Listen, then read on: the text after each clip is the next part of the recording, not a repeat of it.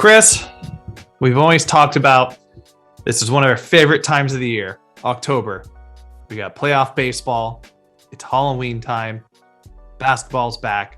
Football, college, and pro are in full effect. But I think the one thing we kind of undermined with this month is we've had some pretty awesome movies coming out of the last few weeks. Yeah, it's been nice too with like the past couple, the past year with everybody holding their shit until this year because of COVID. So I gotta say, man, Dune was fucking tight. yeah, I'm gonna see it. Probably won't be able to until this weekend. Oh shit. Probably won't be able to until this weekend. Just have the busiest week of work ever. But See it on the biggest screen. Like if you got an IMAX near you, fork up extra for it. 1,000%. It was awesome. Like you're gonna love it. Like if you just want like it was like if you just want like an old school sci-fi movie that really, or like not the way I've summarized it is like we've kind of lost what sci-fi is because of Marvel and Star Wars stuff kind of like diluting the system a lot. No, it's not a bad thing because I love those movies, but it's like to kind of go back to what it's at. Look, Chris, let me be honest with you. I'm just trying to talk about this movie as much as possible because I am not looking forward to this World Series at all. And we are back. Welcome to the Town Tailgate post-game edition. I am one of your hosts, Julio Reynoso, my man, Chris Magical, producer extraordinaire. I finished, I'm sorry, you saw in their Insta story, I finished the Passion Play. It's pretty good. You're right. I think you definitely get like a bigger perspective of Russell Westbrook at the end of it. And look, man, that's the point. That was the point of the documentary, was to show fans a different side of him that isn't portrayed by the media that has been dogging him for most of his career because of, he said he made two bad mistakes at the beginning of his career. He got upset about the media. So he said something to them like no, I just don't like you. And then I forgot there was one other thing, and it pissed off everybody in the media. So they've been painting him a certain way the rest of his career. Now, whether, I've spent some time with him, so maybe I'm a little bit biased, but he's not the person that I thought he was. I didn't like him before I met him. He's not that person. And I've grown fond to him, but the movie does exactly what it needs to do. It shows you a side of him that you never would see on TV, on SportsCenter or something like that. And you understand why he is the way he is a little bit more, if that makes sense. So it's why he plays with passion. Exactly. So if you guys are fans of basketball out there and you want to see a different side of Russell Westbrook that you haven't seen on Cowherd and on all these other shows and First Take and all that stuff, I would recommend watching it because it, get to see who he is, which is cool. And yeah, highly recommend. It's a really cool recap of his career too. Yeah, there's a lot of little things. I loved Nick Collison on there getting in for an interview because that's kind of like his jersey's retired in Oklahoma, right? Yeah, he's like Nick Collison's number. Yeah. It was a good like afternoon watch kind of thing, or morning if you're just kind of want to like learn more about basketball, get you hyped up for the season. It's great. But Chris, this is a baseball podcast. We can talk about this all day. We can talk about movies.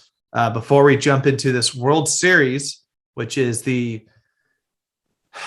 Houston Astros against the Atlanta Braves. This is going to be the Astros' third World Series over the last 5 years after 5 straight ALCSs as well. This is going to be the Atlanta Braves' first World Series appearance since 1999, where they lost to the Yankees, and they have a chance to clinch their first World Series title since 1995, where they defeated the then Cleveland Indians. But before we go into there, I think we got to recap. Cleveland Guardians. Yeah, Cleveland Guardians. Guards. Before we jump into this upcoming series, I think we definitely got to talk about this ALCS and NLCS, because guess what, Chris? We are continuously wrong about these series so far. We are 1 for 6. Well, the only one we got was Dodgers. The fact that we were so wrong about the about the DLS, I think it was only obvious we were going to be wrong about the LCS because, it was a whole. Yeah, just don't listen to us. I hope if you were gambling those games, Chris, You didn't really put I too much didn't. investment in a I series. stayed All away right. from it. But also, to be fair, my prediction about the Red Sox wasn't necessarily a prediction. It was like I said that it was just like I hate the Astros so much that I can't pick them in a pick 'em. Like I just couldn't do it. Well, let's talk about these Red Sox. It was So heavily they lost. emotionally influenced. No, absolutely. I think Yeah. that's everybody's logic. Besides our guys over at the Fort Train who were like hard rooting for the Astros, which whatever. It makes sense. It makes sense, but it's like this is one of those things where I'm like, if it was like Astros Giants, I would have rooted for the Giants. I'll tell you that. Yeah. But let's recap the series real quick. The Astros won in 6 games over the Boston Red Sox. Your MVP of the series was Yordan Alvarez, the DH extraordinaire. Tell of 2 series within this one. Yeah, Boston looked like they were going to run away with it. Yeah. Then, sorry, go on. I was going to say the Astros came back from a 2-1 deficit, which was pretty impressive. And they won 3 straight games in a row in order to close it out. I mean, they barely won the first game. Boston dominated game 2 and game 3, and then it was just a shit show by Boston ever after that. They left runners on base regularly. The at bats that they relied on and came that heavily that did so well for them in the wild card and the DLS did not show up. But to be honest, I mean, we all knew that they were on borrowed time. This team was not as talented as the Astros. They weren't as talented as the Yankees. They weren't as talented as the White Sox. Like we knew that they were on borrowed time. If they were going to make it to the World Series, that would have been, extraordinary for the Red Sox. They probably wouldn't have won it. They probably would have got whooped either way, but they were on borrowed time. That's a good point. A lot of the preseason projections have them at like 82 wins over under pretty much from there. And they've definitely exceeded expectations. They look like the best team in baseball at some points throughout the season. It's just like injuries started piling up. They had a ton of COVID cases. Their rotation really kind of faltered. Even, I just want to say too, and we're going to talk about this more at this Dodger series, managers, stop putting your starters in for relief because most of the time it's not going to work. Case in point, Nathan Eovaldi came in and was that game 6, I believe, or game 5. And we're like, all right, cool. Boston's here to play. They had the lead, dude. They had the fucking lead. And he blew it. This is a guy who's become a postseason pitcher, thanks to 2018 and what he did during the wild card game. But it's just like Alex Cora looked like he was managing such a good playoff run. Mm-hmm. And then things kind of faltered. There was that. And then, of course, when Eduardo Rodriguez struck out Correa, and he did the Correa time thing to him. And Cora got pissed at him. Mm-hmm. And it just, I don't look, he's not a boomer, but that is a very boomer thing to get pissed off of one of your own players for kind of celebrating a little bit like that. Yeah, I was kind of shocked that even happened. So it was game 4. They had a 2-0 lead and they blew it. Eovaldi came in and he gave up like 5 runs or something like that. They eventually won 9-2, but it was like, I mean, dude, you had the series in your hand right there. You could have gone up 3-1 and you just completely blew it. And then you blew the whole series as a whole after that. And another thing, and I'm getting ahead of myself, but it also affects the other LCS series. It exhausts the pitchers to where they can't start their scheduled start anymore. Look at what happened with Scherzer. Like he closed out, was at game 3, and he had a dead arm for the next 5 days. Like he doesn't need to pitch in that game. And I don't know. It just, anyway, they did it in this one. I will say though, the Red Sox look very promising for the future. Eovaldi looks like he's got it back. Sale looks like just like he's back to form from that injury. Looks like he hasn't missed a step at all, except for obviously game 5, but that happens. They have a good, interesting core to build around. Obviously, they have the left side of their infield, which is potentially one of the best left sides of the infield in baseball, and Devers and Bogarts. I really like their outfield. I think it's really underwhelming because it's just 3 solid guys who do it on both ends of the field. Underwhelming or like underrated? Underrated. Sorry, did I say underwhelming? Yeah. I was like, no, they're good. Underrated. Sorry, but they need to figure out this first base situation. Like Schwarber was great for half the season for what they were, but he made some major errors in this series that like are pretty unacceptable. And I think there's going to be some big questions about the pen going to the offseason. Like Matt Barnes was an all-star this year. And then second half, he just flew off a cliff. We didn't really see him much. Yeah. It'll be interesting where this team's going to go because like a lot of those core guys are going to be back. Will Kike, can he sustain this over a 162? He's been kind of known to be a streaky guy like that. Who knows? Kike's the man though, dude. He's just so much fun to watch.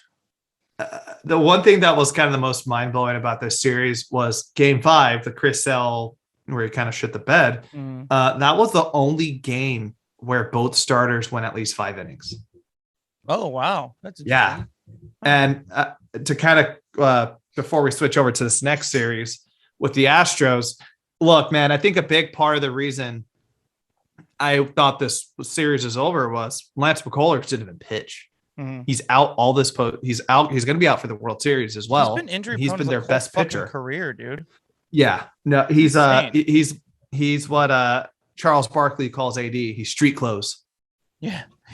Street clothes McCullers. Which is crazy to think because remember the World Series where it was after Game 6. He's out in the outfield like playing long toss and like the Alex Rodriguez and everybody on the Fox set like looks back and like what the fuck is going on? The pitcher who's scheduled to pitch tomorrow is out warming up at the end of the game. I've never seen this before. And it kind of like blew up after that, like in terms of popularity, because everybody like they looked at stats and like, wow, he had a really good season. Like this is a young upcoming pitcher, but he's been pretty much hurt ever since then. So like, yeah, I don't know. It's interesting, but yeah. Anyway, he didn't pitch the series, so I think it proves our point again. It didn't matter though because this freaking offense just doesn't relax. Yeah, they just it's getting to the point now where it feels like everything's kind of inevitable. These last couple of years have been pretty shitty, and there's like no way to put a cherry on top than Astros World Series win. But do you think they have the pitching to go up against the Braves, who have amazing starting pitching? That's kind of what won them that series, which I keep stepping ahead of ourselves, but like valuable. I was going to say, I think that's a fantastic transition because I can't really think of anything else besides Dusty Baker's going back to the World Series. He's going to be one of the only handful of managers that don't have the number in front of me who've taken teams to the World Series in the AL and the NL. So good for you, Dusty. His guys love it too. Did you see like as soon as he won, they all just like attacked him in the dugout? I thought that was cool.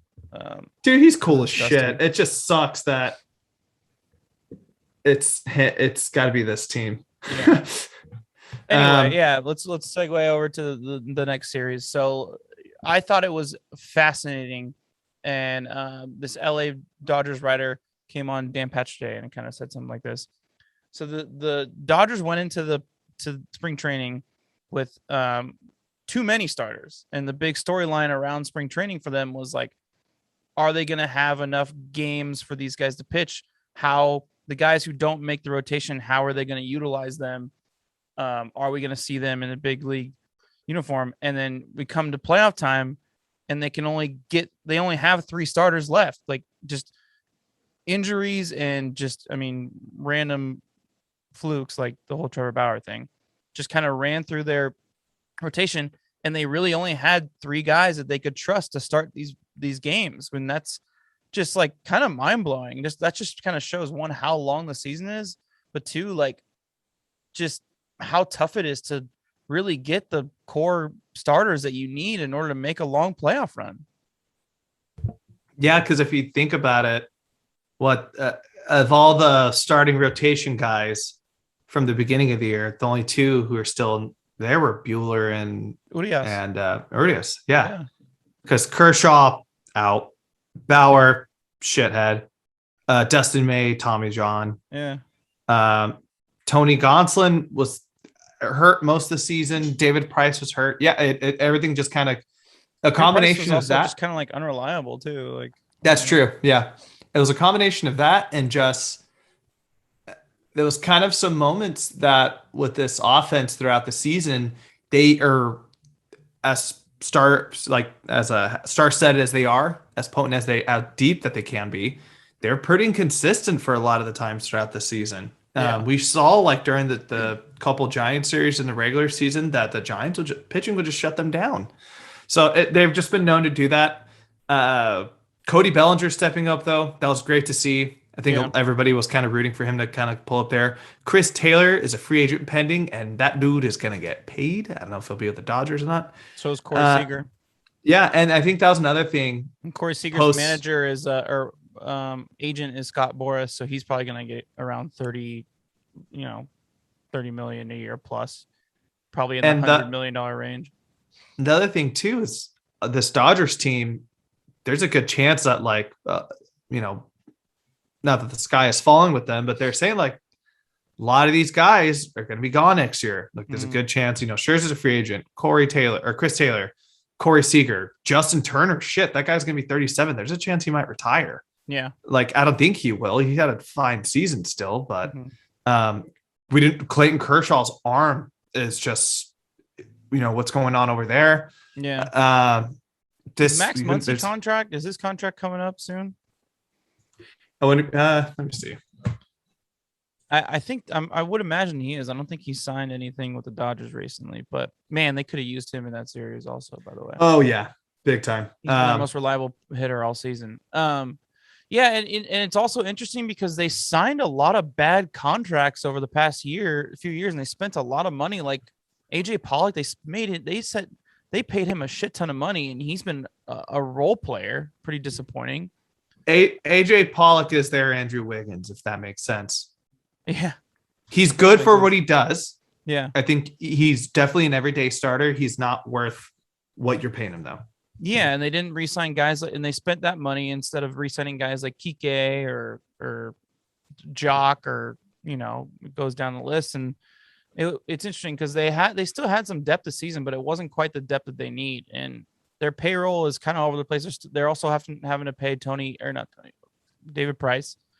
So yeah, I mean, they don't really need Seager because they have Justin Turner. They could probably fill that second base spot. So I would imagine, or Trey Turner, so that will just slide over to say that. Oh, actually, you just reminded me that? too. I just said that Trey Turner. You said Justin Turner, which it's okay. Sorry. Turner, there's two Turners, so you're good. Yeah.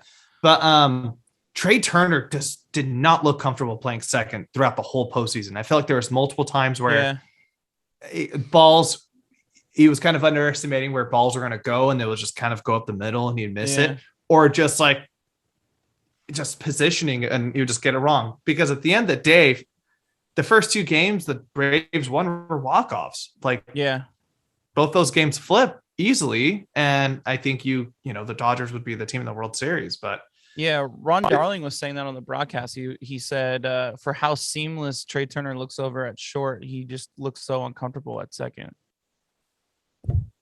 It's going to be a pretty interesting offseason. There definitely won't be quiet because it's the Dodgers and they're going to make those moves. But I just don't know. I just don't know what moves they make. Like I said, Trey Turner's going to play short. Corey Seager's probably going to go play somewhere else.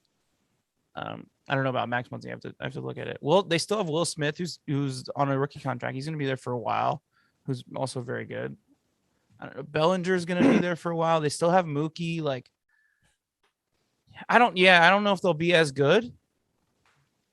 But then they're going to get Dustin May back, and they're going to get Kershaw back. I don't know, man. I mean, they're pitching. Gavin Lux will probably become this everyday second baseman. Yeah, and he played really well this playoffs. I don't know, man. I think they're fine, but it's just not going to be the same names. Besides, Turner, Muncy, and Bellinger and Mookie will be there, but I don't know. I think they'll be okay. They'll be okay. It all will depend on what the Giants are going to do. If the Giants are going to be like, cool, we're opening the checkbook, let's make our moves, this is our time now, then we'll see. But I was talking to a friend about that the other day, and I was like, I feel like I was telling him, I feel like it's a no-brainer. You guys will definitely re-sign Chris Bryant. And he goes, well, yeah, I hope only if it's at the right price. I'm like, what the fuck do you care? It's not your money, and you're the Giants. You have the money. You guys are one of the richest baseball teams in the league. Just fucking write them the check. It's do what the Dodgers have been doing. I guess it didn't really work out for the Dodgers though, because they only won one World Series in a 6-game season. Yeah. But still, like what the fuck do you care? You want him back? Like, just get him back. Like, where are you going to use that money elsewhere? Oh, they're going to sign Lamont Wade to a 10-year contract. You didn't hear? Lamont Wade is going to be. He's great, but is he worth that? I mean, no, I was kidding. Yeah. But I think before we actually talk about this World Series, the Braves. Yeah. They won this in 6 games. Eddie Rosario, a player who, here's my conspiracy theory, here's my tinfoil hat, and a lot of people have been saying this. Eddie Rosario was traded for Pablo Sandoval. They sent it to Cleveland for Eddie Rosario. I think this is open your third eye. I think this was the Giants in the background all along because he went on an absolute tear. Mm-hmm. And I wish I had the tweet in front of me, but the Braves at post all their deadline moves have like an insanely high winning percentage that they just figured it out. This front office just really killed it. Brian Snitker did a fantastic job managing throughout this series. Remember I texted you game 1 of their ALDS game? Damn, the Braves are sneaky stacked. Because they showed their lineup at the beginning, like the one of the first innings when they're stepping up the bat, and I was like, damn, I forgot that they have a whole new outfield after the trade deadline. They're very much like the Nationals a couple years ago, man. Yeah, it's like, Rendon was at third and Trey at short, and then was Ryan Zimmerman playing first in that run? But then Adamine, Soto, time. But like that middle, that infield is the best in baseball. They have all those guys finally came along. Freddie Freeman. So? You would call the best in baseball? Austin Riley, Dansby Swanson, Ozzie, Freddie Freeman. Swanson's the only one I would think low, but he did have a huge dude. Dansby Swanson or Dansby is pretty good. I'd say he's lights out defensively, but yeah. All right, let's play the I'll play a quick game for you. I'm just gonna name some names. You're gonna tell me who would you rather have. All right. Dansby Swanson or Gleyber Torres. Dansby Swanson. Dansby Swanson, Francisco Lindor. Francisco Lindor. Dansby Swanson or Elvis Andrus. I think that answers itself. Dansby Swanson or Tim Anderson. Tim Anderson. He's the best. I do love Tim Anderson. Yeah. I'll do one more. Dansby Swanson or who's the Cardinal shortstop again? Paul DeYoung. Yeah, easily Dansby Swanson. Yeah. So he's not a top. I don't think he's a top 5 shortstop. No, but like no.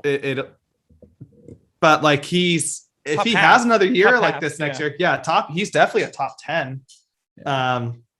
But like Austin Riley is probably going to be like a top 5 MVP candidate this year. MVP candidate, and Ozzie Albies is probably the second best second baseman in baseball besides Marcus Semien, and then Freddie Freeman's perennial MVP candidate. I hear you, but I don't know. I'd have to do more research. And then just this rotation, man. That's what won it, dude. It came down to the rotation, and the Braves have a better rotation. It's young, it's extremely talented, and Charlie Morton's up there at the top anchoring it. And it's an old school type of playoff rotation where you got the old gun kind of on his last couple legs, leading the pack, and then a bunch of just young studs that are huge up and coming. Some of them are, like Ian Anderson's kind of already came, but still, like it's just these young studs that really show off their talent, in these big games, like kind of like a 2015 Mets rotation.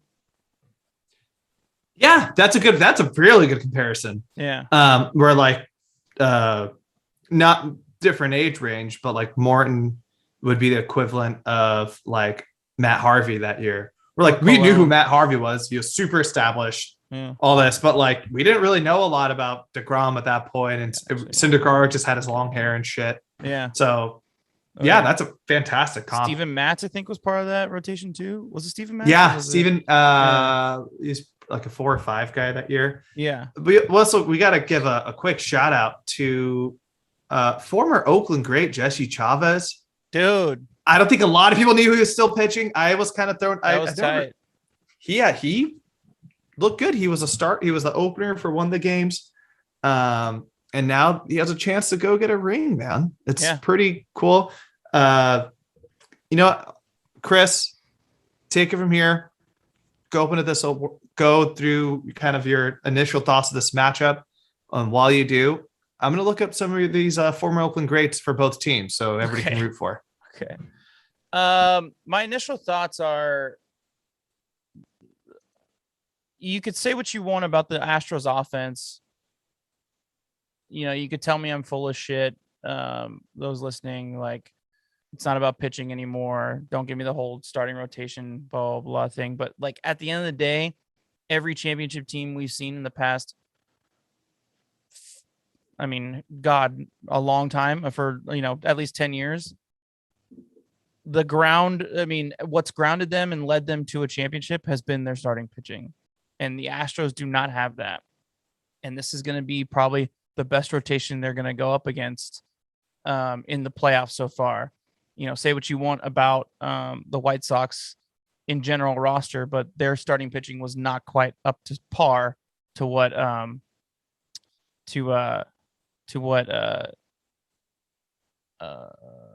why am I totally blanking? To what it was supposed to be. Sorry. I don't know. That was really weird. Same thing in the second round. I mean, the Red Sox, we said it from the beginning of the playoffs that their rotation was not quite there. It just kind of felt like it was Evaldi and a bunch of random people. So I don't know. I don't know if they quite have the offensive juggernaut power to go up against this extremely talented young rotation. And they're like dogs up there, dude. Like Max Fried looks pissed off the entire time he's pitching. Like they are zoned in. So yeah, I don't know. I mean, maybe you could make the argument that Charlie Morton, they know him, they're familiar with him, so maybe they'll have an advantage against him. But I don't know. It's weird. Yeah, to kind of go back to 2019, very much kind of the same buildup. You got, the 2019 World Series, the Nats had all the experience in the world in the rotation when it was Strasburg, Scherzer, Corbin leading it off, and I think like one of the Ross brothers was on the Nats at that time. Was like coming in and starting. There's a lot of really kind of undertelling storylines. So, like I mentioned earlier, Dusty Baker is the second manager to go to the World Series in both leagues, and then he got his first career home run or something like that. I can't remember what it was. As a major leaguer, was with the Braves against the Astros. Yeah. And now he's coaching for baseball's weird. Crazy. Baseball's a circle. You're eventually gonna go back to where it's at. Yeah.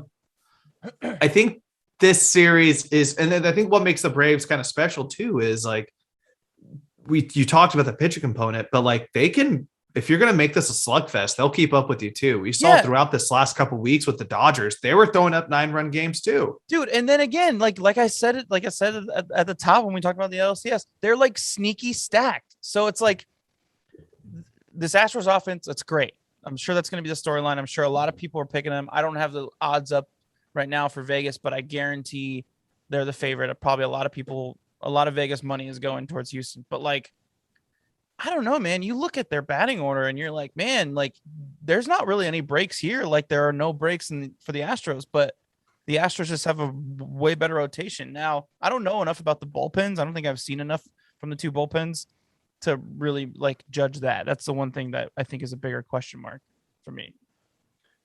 I mean, we saw some pretty good work coming out for the Braves. Will Smith had a good CS. Tyler Matzik went viral for just getting super pumped and he got that one of his last outs the other night. I think with both, it's going to be kind of a toss up, even though Kendall Graveman has really was a huge revelation this year. So that's going to be kind of a might be difference maker. Yeah. But it's going to be who's going to have What- the most gas at the end of it. Yeah. Yeah. Yeah. I And agree. the other thing about the Braves offense, I didn't really think about it until I was looking at the lineup right now. Dude, not only is it deep, but there's a little bit of everything with this lineup. Do you need a lefty hitter? Do you need some switch hitters? Do you need a righter? Do you need righty bat, power bat? Lefty power bat. Like, cool. They have so many pieces right now that they can kind of dink and dunk whoever they want to be in there. Man, this is actually, now that we're actually talking about it and I'm looking at it, I think this is actually going to get a much better matchup than people are going to be. I think it's just the disappointment that it's the Astros again, with I think for a lot of people, the Braves have just been, and I think us too. I think I'll kind of own some of my own statements I made throughout the season about this team, where I kind of just written them off. I wasn't really too attentive, like who was pitching and stuff at that moment. But the Braves are for real, man. I think it's time. There's a reason why they're here. There's a reason why they took down our Brewers and the Dodgers, because I think they're actually a super talented team. Yeah, I mean the reason why their record was the worst of the playoff teams going in. I mean, they lost their best player. Like, I mean, that's tough situation to try and figure out. And they figured it out and they played really well the second half. How do you think they use the DH? That's a good question. Yeah. Jock or Arcia, maybe? Maybe Duvall. Well, Duvall Even though he's been playing center. Yeah. Which has been, that's how I can tell there's some weird shit going on. The fact that Adam Duvall's consistently playing center and he's actually doing a solid job, like, okay, there's he looks good. Something's going on. Yeah. I was even, if you think Jorge Soler's back, he was on the COVID IL. Oh yeah, so but he's got an arm though. He's got an arm though. I don't know if you want to take him out of right field. Yeah, you know what? Now that I'm looking at their ages too, they're with like the Astros. It's obvious. You'll see like, oh yeah, Jordan's not a great outfielder. He's the guy who's gonna be in there. But with like the Braves, all these guys are pretty young. Like their oldest player is Duvall, and he's 33. He just turned 33. So he's 31. And 33. He's older than you. I don't know. I'm tripping. Anyway. Yeah. It's all good. It's all good. We all tripped. Look, we had to deal with the bad Monday Night Football game. I think we're all like recollecting our. Yeah, that game sucked. Anyway. I didn't watch. I caught up on Bachelor. You watched? Oh, nice. Yeah, which we'll talk afterwards. I'm kind of getting over it, but besides the point. Our former Oakland greats, guys, you want to root for, keep an eye on. We already mentioned Jesse Chavez, who's actually been playing a pretty significant role throughout the postseason for the Braves. If you want a little storyline out there for us. And he is not on the roster. He will not be playing, but I'm pretty sure he'll still be getting a ring. All right, dude. I believe in Stephen Vogt. He will get a ring if the Braves win. So that's a big guy. Two big guys we got to root for. Oh, he didn't make the roster either? I saw him in the dugout. Well, he's hurt. They're still allowed to. Oh, that's right. Yeah, he had like a pretty gnarly collision at the plate over the summer. Yeah. And yeah, that's what happened there. And then for the Astros, it's just Kendall Graveman. Yeah, I was gonna say just Kendall Graveman, probably right. Yeah, I'll look at the 40 man, see if there's anybody I'm missing, but yeah, not much you can really root for with these guys. So there you go. More reason to say fuck the Astros. All right, Chris. 3 reasons, folks. Only one Oakland A.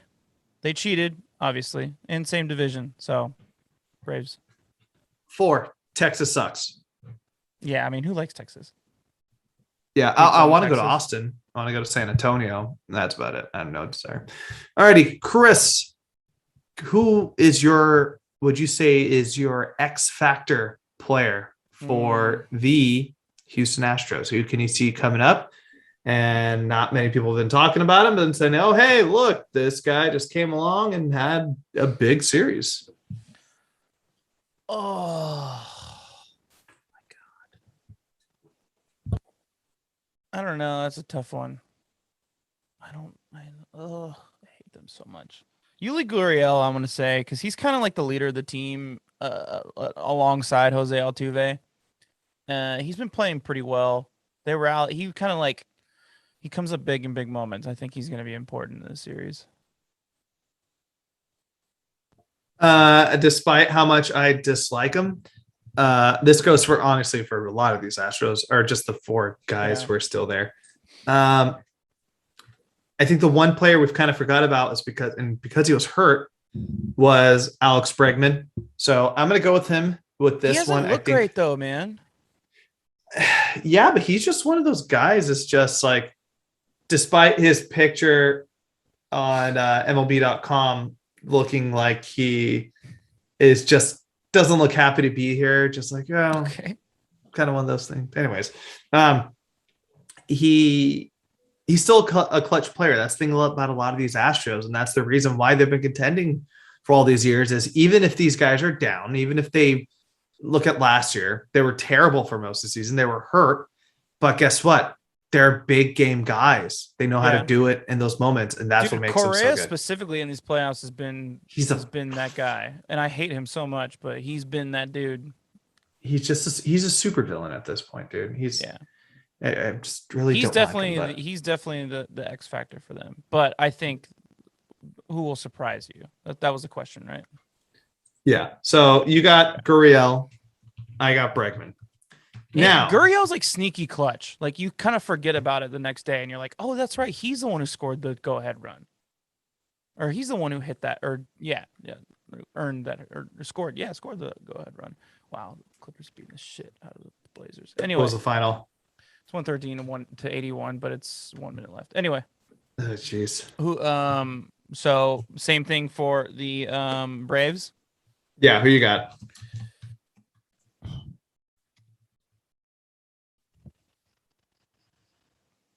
I'm gonna go Max Fried. Yeah. Like I said earlier, he looks like he's just pissed off all the time, and I think that he's gonna go like 7+ innings the 2 games that he pitches. Because I think this will go 7. I like it. I like it a lot. He would pitch game. Oh no, he pitches. He's been the second game, huh? He's been like their 2 guy. Anderson's been their 3 guy. Morin's going game 1. And then, but typically it's been Max Fried after that, right? Anderson's been the 3rd, I want to say. So even if it goes 6, he'll pitch twice. I'm going to go with arguably, I think one of the most underrated catchers in baseball. Now that I'm actually looking him up a little more, Travis d'Arnaud. Yeah, He's been. I was thinking about him too. Yeah, he's had a kind of underwhelming postseason offensively, but I think what he's been able to do behind the plate with, again, kind of steering a lot of these young guys with Ian Anderson, Max Fried, and then just Charlie Morin, speaking of kind of like guys who've been able to create their own narrative of being a postseason pitchers, he's big time one of them. So yeah, it's going to be a good one. I'm trying to pull up the matchups right in front of us to make sure, see what we have. But watching Max Fried, I just want to say real quick, watching Max Fried go from his fastball that's like almost 100 miles per hour to his fucking curveball that just fucking dips at like fucking high 70s, like it's just insane. The speed change in his pitches. That God, I get why people are just completely thrown off by his stuff, dude. It's fucking wild. Anyway, I mean, I looked it up earlier. I mean, the only scheduled starters are game 1. So, Managers just always try to be cute. old fucks. So Framber Valdez will be starting game 1 for the Astros. Yeah, As we expected, I think. But the rest of the series, it's this young prospect named TBD, who watch out for TBD. They're really going to come up. Chris, it's now the time. Give me your World Series prediction and your World Series MVP. I mean, I think I've been hitting at who it is. I think the Braves, because I think that their offense can go toe to toe with the Astros. I don't know if it can necessarily match it, but I do think that the pitching for the Braves is so much better, and it's so much better than anything that the Astros have seen this postseason, that it's going to be Fantastic point. It's going to be tough for them to try and scrap together runs. Where the Braves have all that clutchness in there, or just talent in their lineup. I wouldn't necessarily say pop, but talent in their lineup to scrap together runs all game long. They're the type of team that like they score like 2 runs in the second, a run in the fourth, a run in the fifth, a run in the sixth, 2 runs in the seventh. Like they keep going at it. They're not like the Astros where it's like in the 3rd inning they score 4 runs, and then in the 8th inning they score 3 more. Like it's not like they just have these big innings. Like they consistently grind at you all game long. So them, and then the MVP. And how many games? Braves and how many? In 7 games. My MVP is going to be, I want to pick a pitcher because I've been deep throating their pitchers all game. I think it's gonna be Ozzie Albies, because I think he'll do it on both sides of the ball, and he's Ozzie Albies. He's kind of like Freddie Freeman is kind of like faded into the mist. It feels like this season. Ozzie Albies is kind of like taking over as their interim star until Acuna comes back. It's Acuna. Yeah. Acuna. All right, so who do you got? I was hoping you were going to say Jesse Chavez. World Series Jesse Chavez, MVP. baby. He's going to pitch in every single game.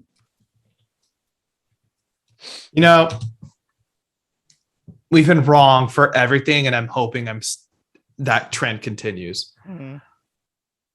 I just think at the end of the day, these guys have been through these situations. They know how to navigate these kind of tough waters.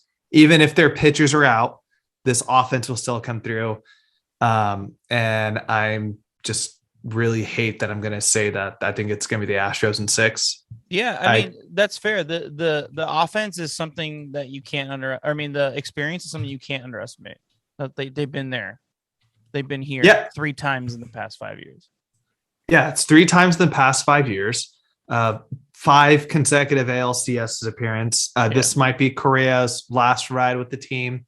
I'm sure they were kind of hoping for the same thing last year with Springer before he dipped over to Toronto. But it's to the point that, like, I don't know how long their starters are going to go. I don't know if they're going to be sustainable. I don't know if this trend of guys not even going 5 innings throughout the ALCS is going to continue. But I think one thing that'll really carry over for them is I think their bullpen's actually kind of underrated. I talked about Kendall Graveman for a second. Ryan Pressling's been really good throughout the season. Ryan Stanek, another guy. Do they have the stamina to last 7 more games? Yeah, that's true. Or 4 more wins. They've been overworked the past 2 series because of their starters haven't been playing very well. This is probably the most exhausted bullpen that could have went into this game of the 4 teams that played. Which will go along with my MVP prediction, and it's going to be Luis Garcia. Luis Garcia, a potential rookie of the year for the American League. He was the one who went up against Chris Sale in Game 5. He went 5 innings. Things kind of went AWOL from there. But if the pitching wants to do enough, then he's going to be the guy to be a part of it, because like there's no Lance McCullers. Zach Greinke, he's on the roster, but we don't know what's going on with his back. It's kind of all over the place. Framber Valdez has been kind of, again, consistent throughout the year. But I think if they really want to go over the top, they just need somebody who kind of surprise everybody. Yeah. And I wouldn't be shocked if this is the guy who does it, who had a real quick. He's had a great rookie year. He went 11-8, 3.48 ERA, and he could be the guy bringing it back to Houston. But I hope to God I'm wrong, because that's just a terrible thing for baseball. Oh, fun tidbit. Sorry, one more former Oakland great. Ron Washington, Braves. Oh, duh. Oh, I feel so stupid. He's at the top of the cards for like a lot of people for new managers next year too. I would expect him to be managing a team next year. Just I think Dusty Baker was on the A's for a hot minute too, like as a player in the 80s. interesting.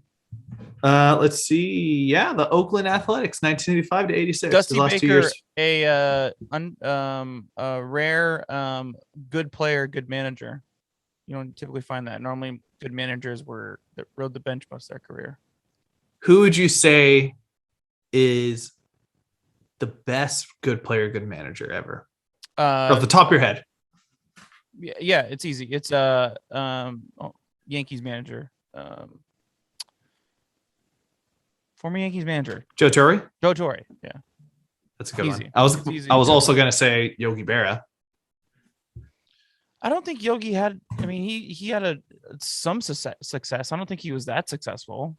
Because I'm pretty sure he won a World Series, but during Casey that Stengel- time, you just walk Casey into a World Stengel- Series with the Yankees. Casey Stengel managed all those teams in the 50s and 60s that won World Series, and then John McGraw coached the 20s teams, and those were the ones that had most of those World Series. And then Billy Martin was the 70s championships.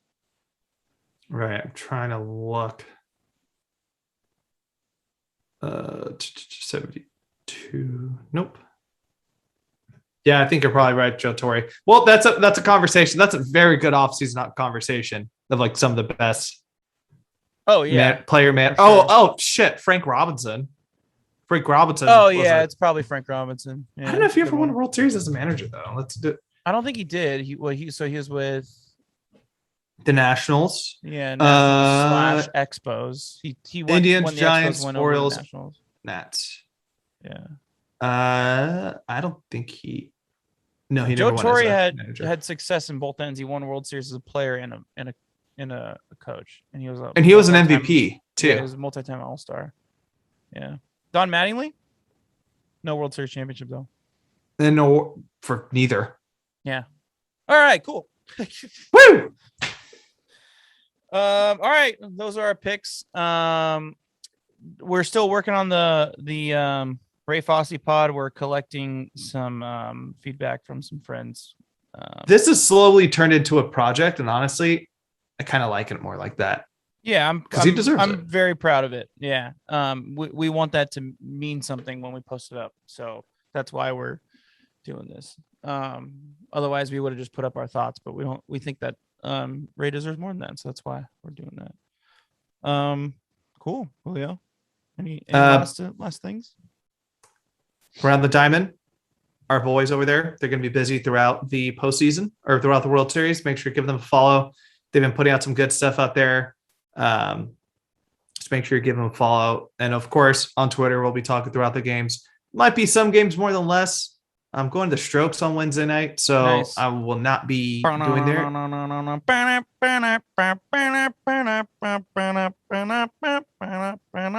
Anyway.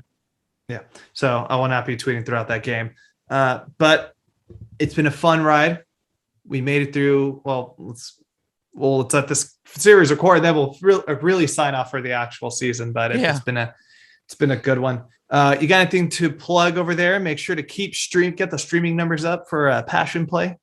Yeah, sure. Not Passion Pit, Passion Play. Man in the Arena comes out next month. What's that? The Tom Brady documentary on ESPN. So check it. ESPN or ESPN Plus? ESPN Plus. So keep a lookout for that. You'll see my name in those credits as well.